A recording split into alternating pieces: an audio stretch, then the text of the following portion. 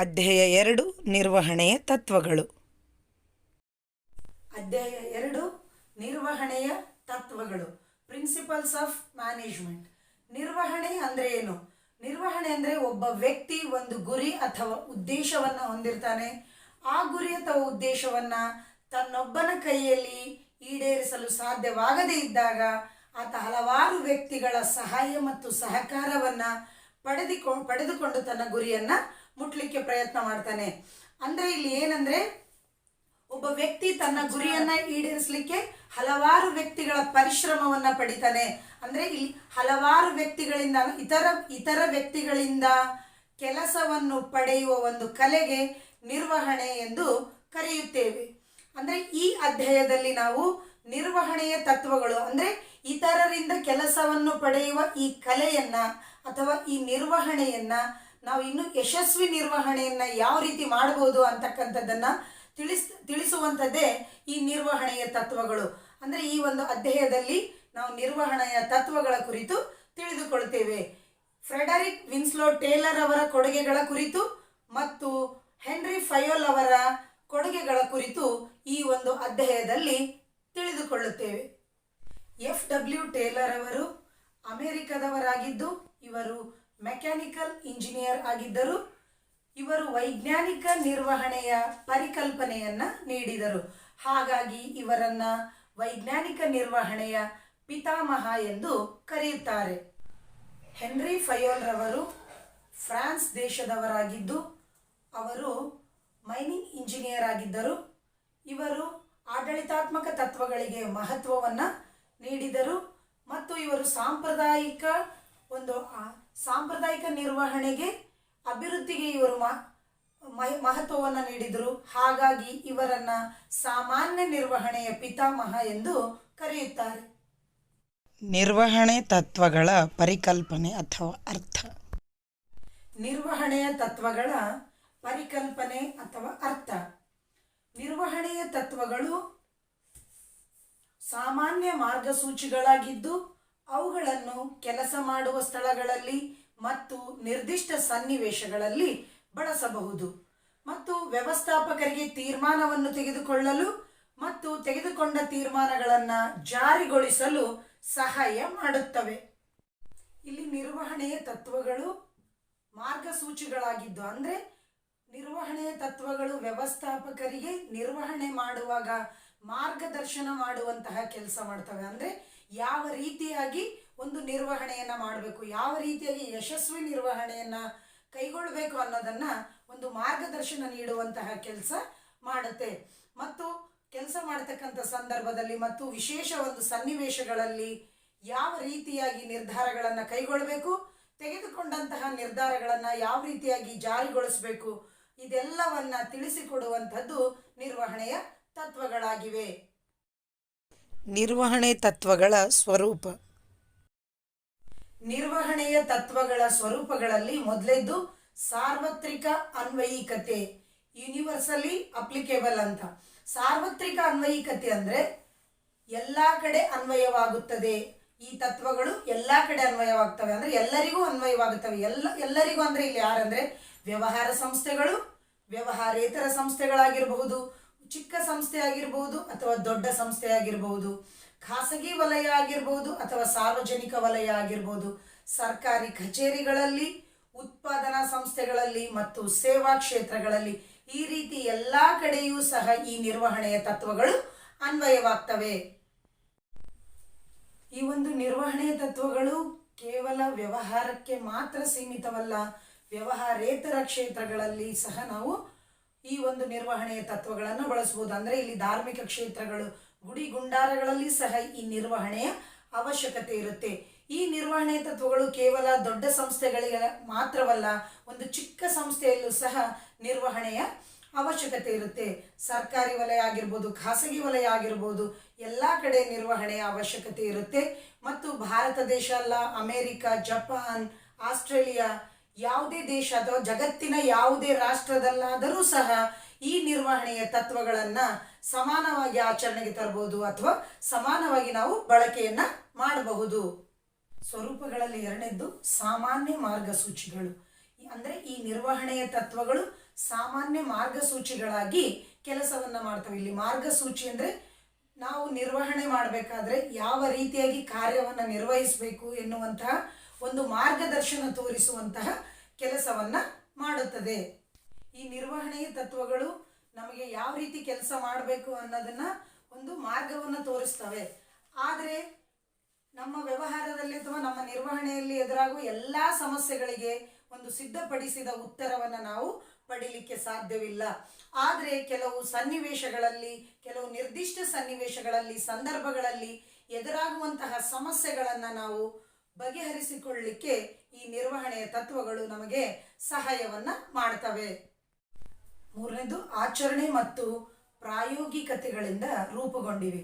ಅಂದರೆ ಈ ತತ್ವಗಳು ಆಚರಣೆ ಮಾಡುವುದರ ಮೂಲಕ ಮತ್ತು ಸಾಮೂಹಿಕ ತಿಳುವಳಿಕೆ ಅಂದರೆ ಜನರ ಅನುಭವದ ಆಧಾರದ ಮೇಲೆ ರೂಪುಗೊಂಡಿದ್ದಾವೆ ಅಂತೇಳಿ. ಅಂದರೆ ಜನರು ಒಂದು ಆಚರಣೆ ಮಾಡುವುದರ ಮೂಲಕ, ಅವರ ಅನುಭವದ ಆಧಾರದ ಮೂಲಕ, ಜನರ ತಿಳುವಳಿಕೆಯ ಮೂಲಕ ಈ ಒಂದು ನಿರ್ವಹಣೆಯ ತತ್ವಗಳು ರೂಪುಗೊಂಡಿವೆ.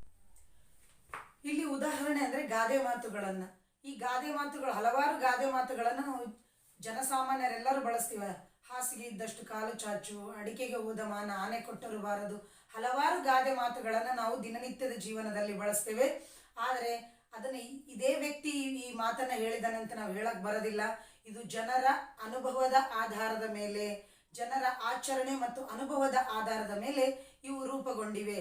ಅದೇ ರೀತಿಯಾಗಿ ಈ ನಿರ್ವಹಣೆಯ ತತ್ವಗಳು ಸಹ ಜನರ ವ್ಯವಸ್ಥಾಪಕರ ಒಂದು ಪ್ರಾಯೋಗಿಕತೆಗಳಿಂದ ಮತ್ತು ಅವರ ಅನುಭವದ ಆಧಾರದ ಮೇಲೆ ಈ ಒಂದು ತತ್ವಗಳು ರೂಪುಗೊಂಡಿವೆ. ನಮನೀಯವಾಗಿದೆ. ನಮನೀಯವಾಗಿದೆ ಅಂದರೆ ಫ್ಲೆಕ್ಸಿಬಲ್ ಅಂತ. ಇಲ್ಲಿ ಫ್ಲೆಕ್ಸಿಬಲ್ ಅಂದರೆ ಏನಂದರೆ, ಈಗ ಫಾರ್ ಎಕ್ಸಾಂಪಲ್ ಎಲಾಸ್ಟಿಕ್ ಏನು ಮಾಡ್ಬೋದು, ನಾವು ದೊಡ್ಡದಾದ್ರೂ ಮಾಡ್ಬೋದು, ಅದನ್ನು ಚಿಕ್ಕದಾದ್ರೂ ಮಾಡ್ಬೋದು. ಅಂದರೆ ಅದೇ ರೀತಿ ನಮ್ಗೆ ಹೆಂಗ ಅನುಕೂಲಕ್ಕೆ ತಕ್ಕಂಗೆ ಅದನ್ನು ನಾವು ಮಾರ್ಪಡಿಸಿಕೊಳ್ಳಬಹುದು. ಅದೇ ರೀತಿ ಈ ನಿರ್ವಹಣೆಯ ತತ್ವಗಳು ಅನುಸರಿಸಲೇಬೇಕಾದ ಕಠಿಣ ಅಥವಾ ಕಡ್ಡಾಯ ನಿಯಮಗಳಲ್ಲ. ಇವುಗಳನ್ನು ನಾವು ನಮ್ಮ ಅವಶ್ಯಕತೆಗಳಿಗೆ ಅನುಗುಣವಾಗಿ, ನಮ್ಮ ಅನುಕೂಲಕ್ಕೆ ತಕ್ಕಂತೆ, ಸನ್ನಿವೇಶ ಸಂದರ್ಭಕ್ಕೆ ತಕ್ಕಂತೆ ನಾವು ನಮ್ಮ ಒಂದು ಈ ನಿರ್ವಹಣೆಯ ತತ್ವಗಳಲ್ಲಿ ನಮಗೆ ಯಾವ ರೀತಿ ಬೇಕೋ ಆ ರೀತಿ ನಾವು ಬದಲಾವಣೆಯನ್ನು ಮಾಡಿಕೊಳ್ಳಬಹುದು. ಮುಖ್ಯವಾಗಿ ವರ್ತನಾಶೀಲದ್ದಾಗಿವೆ. ಇಲ್ಲಿ ನಿರ್ವಹಣೆ ಅಂತಂದರೆ ಇತರರಿಂದ ಕೆಲಸವನ್ನು ಪಡೆಯುವಂತಹ ಒಂದು ಕಲೆಯಾಗಿದೆ. ಅಂದರೆ ಇಲ್ಲಿ ನಿರ್ವಹಣೆಯ ತತ್ವಗಳು ಏನಂದರೆ ಮಾನವನ ನಡವಳಿಕೆಯ ಮೇಲೆ ಪ್ರಭಾವವನ್ನು ಬೀರ್ತವೆ. ಹಾಗಾಗಿ ಇವನ್ನ ವರ್ತನಶೀಲ ಸ್ವರೂಪ ಅಂತ ಹೇಳಿ ಕರಿತೀವಿ. ಇವು ಮಾನವ ಸಂಪನ್ಮೂಲ ಮತ್ತು ಭೌತಿಕ ಸಂಪನ್ಮೂಲದ ನಡುವೆ ಉತ್ತಮ ತಿಳುವಳಿಕೆಯ ಸಂಬಂಧವನ್ನು ಸಾಧ್ಯವಾಗಿಸುತ್ತವೆ. ಅಂದರೆ ಇಲ್ಲಿ ನಿರ್ವಹಣೆ ಅಂತಂದ್ರೆ ಇಲ್ಲಿ ಒಬ್ಬ ವ್ಯವಸ್ಥಾಪಕ ನಿರ್ವಹಣೆ ಬರೀ ಕೇವಲ ವ್ಯಕ್ತಿಗಳಿಗೆ ಮಾತ್ರವಲ್ಲ, ವಸ್ತುಗಳನ್ನು ಸಹ ಇಲ್ಲಿ ನಿರ್ವಹಣೆ ಮಾಡ್ತಾನೆ. ಅಂದರೆ ಒಂದು ವ್ಯವಹಾರದಲ್ಲಿ ಯಂತ್ರೋಪಕರಣಗಳು, ಪೀಠೋಪಕರಣಗಳು, ಕಚ್ಚಾ ವಸ್ತುಗಳು ಇವುಗಳೆಲ್ಲವನ್ನ ಪರಿಣಾಮಕಾರಿಯಾಗಿ ಉಪಯೋಗ ಮಾಡ್ತಕ್ಕಂಥದ್ದು ಮತ್ತು ಮಾನವ ಸಂಪನ್ಮೂಲದಿಂದ ಅಂದರೆ ಮಾನವರಿಂದ ಒಂದು ಪರಿಣಾಮಕಾರಿಯಾದ ಅಥವಾ ಉತ್ತಮ ಗುಣಮಟ್ಟದ ಕೆಲಸವನ್ನು ಪಡೆಯುವಂತಹ ಒಂದು ಕಾರ್ಯವನ್ನು ಇಲ್ಲಿ ಮಾಡಲಾಗುತ್ತದೆ. ಕಾರಣ ಮತ್ತು ಪರಿಣಾಮಗಳ ಸಂಬಂಧಗಳು ಅಂದರೆ ಈ ನಿರ್ವಹಣೆಯ ತತ್ವಗಳನ್ನು ನಾವು ಯಾವ ಕಾರಣದಿಂದ ಬಳಸಬೇಕು, ಯಾವ ಕಾರಣಕ್ಕೆ ಯಾವ ತತ್ವವನ್ನು ಬಳಸಬೇಕು, ಆ ಒಂದು ನಿರ್ದಿಷ್ಟ ಸನ್ನಿವೇಶದಲ್ಲಿ ಆ ತತ್ವವನ್ನು ಬಳಸುವುದರಿಂದ ಅದರ ಪರಿಣಾಮ ಏನಾಗಬಹುದು ಎಂಬುದನ್ನು ಈ ಒಂದು ನಿರ್ವಹಣೆಯ ತತ್ವಗಳು ನಮಗೆ ತಿಳಿಸಿಕೊಡ್ತವೆ. ಅನಿಶ್ಚಿತ. ಈ ನಿರ್ವಹಣೆಯ ತತ್ವಗಳು ಅನಿಶ್ಚಿತವಾಗಿವೆ. ಅಂದರೆ ಈ ನಿರ್ವಹಣೆಯ ತತ್ವಗಳನ್ನು ನಾವು ಇದೇ ರೀತಿಯಲ್ಲಿ ಬಳಕೆ ಮಾಡಬೇಕಂತ ನಿಶ್ಚಿತವಾಗಿ ಹೇಳಲಿಕ್ಕೆ ಸಾಧ್ಯವಿಲ್ಲ. ಅಂದರೆ ಸನ್ನಿವೇಶಕ್ಕೆ ತಕ್ಕಂತೆ, ಸಂದರ್ಭಕ್ಕೆ ತಕ್ಕಂತೆ ನಾವು ಈ ತತ್ವಗಳಲ್ಲಿ ನಮಗೆ ಯಾವ ರೀತಿ ಬೇಕೋ ಆ ರೀತಿ ಬದಲಾವಣೆಯನ್ನು ಮಾಡಿಕೊಳ್ಳಬಹುದು. ಹಾಗಾಗಿ ಎಲ್ಲ ಸಂದರ್ಭಗಳಲ್ಲಿ ಮತ್ತು ಎಲ್ಲ ಸಂಸ್ಥೆಗಳಲ್ಲಿ ಈ ನಿರ್ವಹಣೆ ತತ್ವಗಳನ್ನು ಸಮಾನವಾಗಿ ಆಚರಣೆಗೆ ತರಲಿಕ್ಕೆ ಸಾಧ್ಯವಿಲ್ಲ. ಪೀಠಿಕೆ. ಈ ಅಧ್ಯಾಯದಲ್ಲಿ FW ಟೇಲರ್ ಮತ್ತು ಹೆನ್ರಿ ಫಯೋಲ್ರವರ ಕೊಡುಗೆಗಳನ್ನು ಅಧ್ಯಯನ ಮಾಡುತ್ತೇವೆ. FW ಟೇಲರ್ ಅಮೆರಿಕಾದ ಮೆಕ್ಯಾನಿಕಲ್ ಇಂಜಿನಿಯರ್ ಆಗಿದ್ದರು. ಟೇಲರ್ ಅವರು ವೈಜ್ಞಾನಿಕ ನಿರ್ವಹಣೆಯ ಪರಿಕಲ್ಪನೆಯನ್ನು ನೀಡಿದರು. ಫ್ರಾನ್ಸ್ನ ಫಯೋಲ್ರವರು ಮೈನಿಂಗ್ ಇಂಜಿನಿಯರ್ ಆಗಿದ್ದರು. ಫಯೋಲ್ರವರು ಆಡಳಿತಾತ್ಮಕ ತತ್ವಗಳಿಗೆ ಮಹತ್ವ ಕೊಟ್ಟರು. ಹೆನ್ರಿ ಫಯೋಲ್ರವರನ್ನು ಸಾಮಾನ್ಯ ನಿರ್ವಹಣೆಯ ಪಿತಾಮಹ ಎಂದು ಕರೆಯುತ್ತಾರೆ. FW ಟೇಲರ್ ಅವರನ್ನು ವೈಜ್ಞಾನಿಕ ನಿರ್ವಹಣೆಯ ಪಿತಾಮಹ ಎಂದು ಕರೆಯುತ್ತಾರೆ. ನಿರ್ವಹಣೆಯ ತತ್ವಗಳ ಪರಿಕಲ್ಪನೆ ಅಥವಾ ಅರ್ಥ. ನಿರ್ವಹಣೆಯ ತತ್ವಗಳು ಸಾಮಾನ್ಯ ಮಾರ್ಗಸೂಚಿಗಳಾಗಿದ್ದು ಅವುಗಳನ್ನು ಕೆಲಸ ಮಾಡುವ ಸ್ಥಳಗಳಲ್ಲಿ ನಿರ್ದಿಷ್ಟ ಸನ್ನಿವೇಶಗಳಲ್ಲಿ ಬಳಸಬಹುದು. ವ್ಯವಸ್ಥಾಪಕರು ತೀರ್ಮಾನ ತೆಗೆದುಕೊಳ್ಳಲು ಮತ್ತು ಜಾರಿಗೊಳಿಸಲು ಸಹಾಯ ಮಾಡುತ್ತವೆ. ನಿರ್ವಹಣೆಯ ತತ್ವಗಳ ಸ್ವರೂಪ. Nature of principles of management. ನಿರ್ವಹಣೆಯ ತತ್ವಗಳ ಸ್ವರೂಪಗಳಲ್ಲಿ ಮೊದಲೇದು ಸಾರ್ವತ್ರಿಕ ಅನ್ವಯಿಕತೆ, 2 ಸಾಮಾನ್ಯ ಮಾರ್ಗಸೂಚಿಗಳು, 3 ಆಚರಣೆ ಮತ್ತು ಪ್ರಾಯೋಗಿಕತೆಗಳಿಂದ ರೂಪುಗೊಂಡಿವೆ, 4 ನಮನೀಯವಾಗಿವೆ, 5 ಮುಖ್ಯವಾಗಿ ವರ್ತನಾಶೀಲವಾಗಿವೆ, 6 ಕಾರಣ ಮತ್ತು ಪರಿಣಾಮಗಳ ಸಂಬಂಧಗಳು, 7 ಅನಿಶ್ಚಿತ. ನಿರ್ವಹಣೆಯ ತತ್ವಗಳ ಸ್ವರೂಪದಲ್ಲಿ ಮೊದಲನೇದು ಸಾರ್ವತ್ರಿಕ ಅನ್ವಯಿಕತೆ. ವ್ಯವಹಾರ ಮತ್ತು ವ್ಯವಹಾರೇತರ, ಸಣ್ಣ ಮತ್ತು ದೊಡ್ಡ, ಸಾರ್ವಜನಿಕ ವಲಯ ಮತ್ತು ಖಾಸಗಿ ವಲಯ, ಸರ್ಕಾರಿ ಕಚೇರಿಗಳು, ಉತ್ಪಾದನಾ ಮತ್ತು ಸೇವಾ ಕ್ಷೇತ್ರಗಳು, ಹೀಗೆ ನಿರ್ವಹಣೆಯ ತತ್ವಗಳು ಎಲ್ಲ ವಿಧದ ಸಂಘಟನೆಗಳಲ್ಲಿ ಅನ್ವಯಿಸಬಹುದಾಗಿದೆ. ಸಾಮಾನ್ಯ ಮಾರ್ಗಸೂಚಿಗಳು. 2ನೇದು, ಈ ತತ್ವಗಳು ಕಾರ್ಯ ಮಾಡಲು ಮಾರ್ಗಸೂಚಿಗಳಾಗಿವೆ, ಆದರೆ ನಿರ್ವಹಣೆಯ ಎಲ್ಲ ಸಮಸ್ಯೆಗಳಿಗೆ ಸಿದ್ಧಪಡಿಸಿದ ಉತ್ತರ ಒದಗಿಸುವುದಿಲ್ಲ. ಆದರೂ ಕೂಡ ವ್ಯವಹಾರದಲ್ಲಿ ಕೆಲವು ಸನ್ನಿವೇಶಗಳಲ್ಲಿ ಎದುರಾಗುವ ಸಮಸ್ಯೆಯನ್ನು ಬಗೆಹರಿಸಲು ಮಾರ್ಗಸೂಚಿಯಾಗಿ ಕೆಲಸ ಮಾಡುತ್ತದೆ.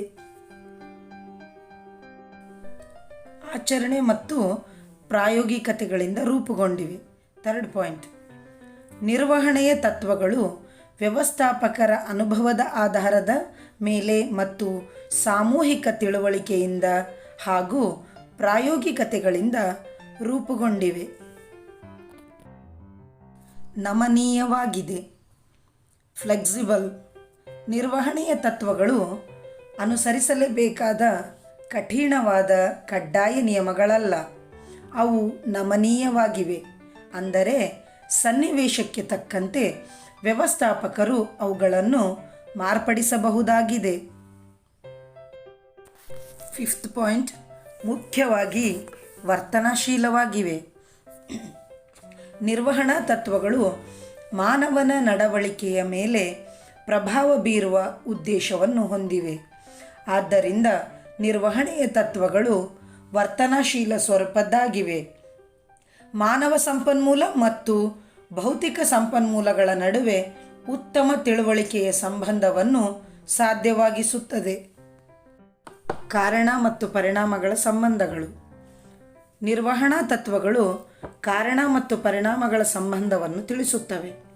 ನಿರ್ದಿಷ್ಟ ತತ್ವವನ್ನು ನಿರ್ದಿಷ್ಟ ಸಂದರ್ಭದಲ್ಲಿ ಅನ್ವಯಿಸಿದಾಗ ಅದರ ಪರಿಣಾಮ ಏನಾಗಬಹುದೆಂಬುದನ್ನು ನಮಗೆ ಹೇಳುತ್ತದೆ. ಅನಿಶ್ಚಿತ, ಕಾಂಟಿಂಜೆಂಟ್. ನಿರ್ವಹಣೆಯ ತತ್ವಗಳು ಅನಿಶ್ಚಿತವಾಗಿವೆ. ಇವು ನಿರ್ದಿಷ್ಟ ಸನ್ನಿವೇಶಗಳ ಮೇಲೆ ಅವಲಂಬಿತವಾಗಿದ್ದು ಈ ತತ್ವಗಳ ಅನ್ವಯಿಕೆಯನ್ನು ಅಗತ್ಯಕ್ಕೆ ಅನುಗುಣವಾಗಿ ಬದಲಾಯಿಸಬಹುದು. ಹಾಗಾಗಿ ಎಲ್ಲ ಸಂದರ್ಭಗಳಲ್ಲಿ ಮತ್ತು ಎಲ್ಲ ಸಂಸ್ಥೆಗಳಲ್ಲಿ ಸಮಾನವಾಗಿ ಆಚರಣೆಗೆ ತರಲು ಸಾಧ್ಯವಿಲ್ಲ.